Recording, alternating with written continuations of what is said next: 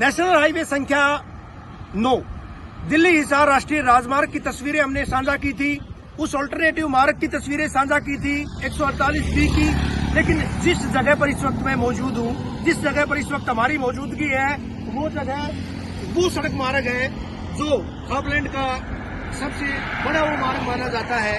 चरखी दादरी, भिवानी और सीधे जो है दिल्ली से ये पिलानी को जाता है। ये राष्ट्रीय राजमार्ग संख्या 709 और इस राष्ट्रीय राजमार्ग पर सबसे पहले जाम लगता है। अगर कोई आंदोलन होता है तो सबसे पहले झारखंड के इस रोड को बंद किया जाता है 709 को। ये सड़क मार्ग है, पूरी तरह से आप चलता हुआ देख पा रहे हैं। वजह साफ है कि हरियाणा के किसान, खापलैंड के जो किसान, साथ ही साथ खाप पंचायतें, वो तमाम लोग भारतीय किसान यूनियन इस आंदोलन से किनारा किए हुए हैं। एक बड़ा सवाल ये भी है कि आखिर संयुक्त किसान मोर्चा ने इस आंदोलन से किनारा क्यों किया था, क्यों उनको कॉल नहीं की गई थी। कोई राजनीतिक महत्वाकांक्षा तो दूसरे किसान संगठनों की तो नहीं है। क्या वास्तव में जो लोग आंदोलन कर रहे हैं, क्या वास्तव में ही जो लोग बैरिकेडिंग तोड़कर हरियाणा के रास्ते दिल्ली जाना चाहते हैं, क्या वास्तव में ही वो किसान हैं? इस बात पर भी सवाल खड़े हुए हैं, क्योंकि हरियाणा के किसान नेता, हरियाणा के किसान संगठन वो इस आंदोलन से पूरी तौर पर अभी किनारा किए हुए हैं। ये सड़क मार्ग पूरी तरह से अनवरत चल रहा है। हरियाणा के किसान खेतों में काम कर रहे हैं।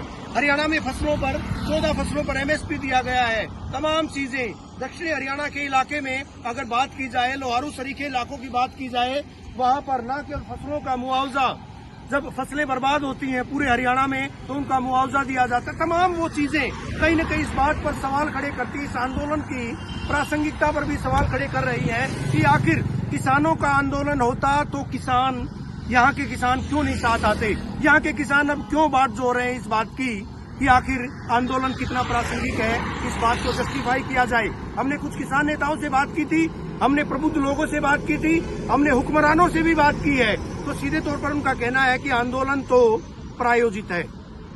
पंजाब सरकार के द्वारा इस आंदोलन को प्रायोजित किया गया है। कहीं न कहीं वजह यही है कि ये रोड जो है, ये सड़क मार्ग पूरी तरह से, और न केवल ये सड़क मार्ग बल्कि हरियाणा के तमाम राष्ट्रीय राजमार्ग जो कि राष्ट्रीय राजधानी से चाहे जाते हो, चाहे प्रदेश की राजधानी की ओर जाते हो, तमाम सड़क मार्गों पर इसी तरह का आलम है कि वो अनवरत इसी तरह से चल रहे हैं।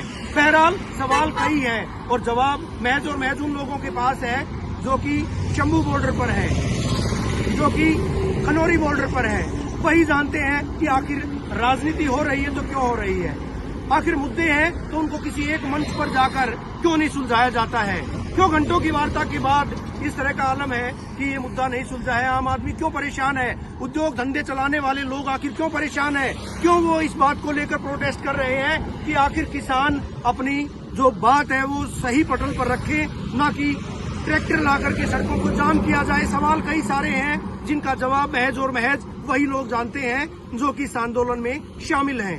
वहीं दूसरी तरफ अगर बात की जाए संयुक्त किसान मोर्चा की, तो संयुक्त किसान मोर्चा इस पूरे आंदोलन से एक तरह से दूर है। ये भी एक बड़ी वजह है कि आखिर उनकी दूरी की वजह क्या है, कॉल उनको क्यों नहीं की गई थी। क्या कहीं वर्चस्व की लड़ाई है या फिर वास्तव में किसानों की लड़ाई है? बात तो कई है, सवाल तो कई हैं जिनका जवाब आने वाले समय में जरूर आएगा। नेशनल हाईवे संख्या 709 से वीडियो जर्नलिस्ट सुमित अवस्थी के साथ रवि जांगड़ा, इंडिया न्यूज, हरियाणा।